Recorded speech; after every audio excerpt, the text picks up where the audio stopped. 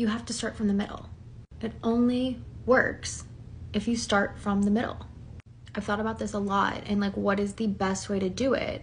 And that's the conclusion that I've come to.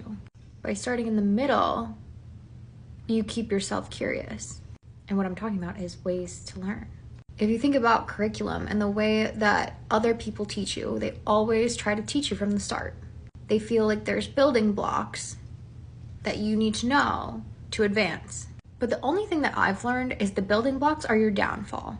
Because when you start at the beginning and you do such small little things, at least for my brain, it feels like you're disrespecting my intelligence, as if I need it to be broken down that far to the most basic thing. My brain is not engaged enough, and therefore it doesn't care.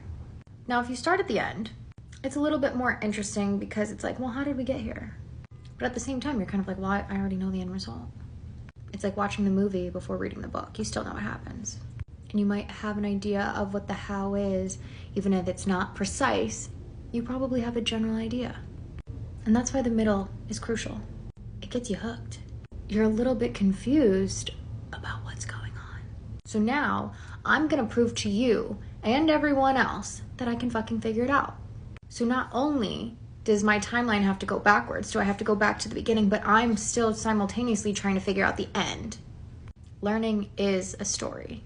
And when you think about movies like Inception, or other movies and books that flash back and forth between present and past, like, it's cool to see how things start to make sense as you keep going.